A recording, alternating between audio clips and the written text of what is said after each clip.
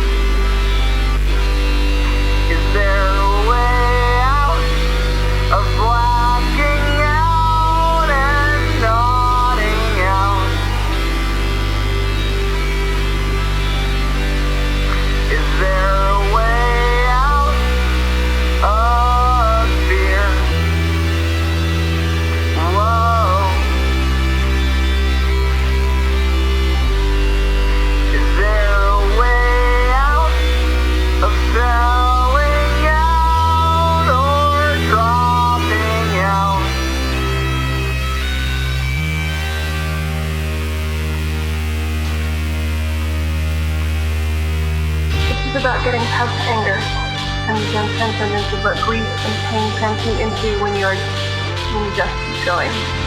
I wrote it after an old lover killed himself. The day before yesterday, I was sitting at the top of a hilly peak on the east side of the Babasevi Range. It was about 2 miles from the border, catching my breath in the shade under a tree after a steep climb in 100-degree heat. The others were in front of me. They were excited by mapping, playing with their GPS, and immersed in a discussion of water drop placement and shifting migration patterns, most of it pure speculation. After a few minutes of drinking water in total exhausted oblivion, I began assessing my surroundings and realized I was sitting under a raked tree. A few telltale articles of the jeweled clothing were behind me, a red tank top, a pair of discarded men's loafers, and a pair of dirty underwear on the trail leading up were the only indication of what had happened there. It was enough to set the story in my head, one that I had no way to deny or confirm. I didn't mention it to the others because I didn't want to upset them. Thinking about it, on the bouncy ride back to camp, I was touched, once again, by how little we can do for one another on this earth. I keep telling myself that it's the little things that mean the most, the daily things, but sometimes the enclosed violence of it all overwhelms me.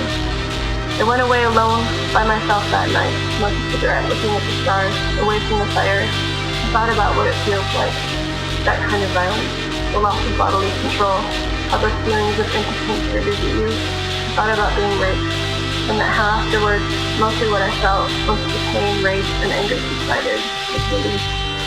Relief that it had finally happened.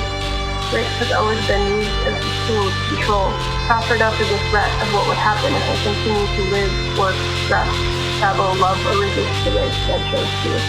Finally, I knew what it felt like, and I knew I could get through it.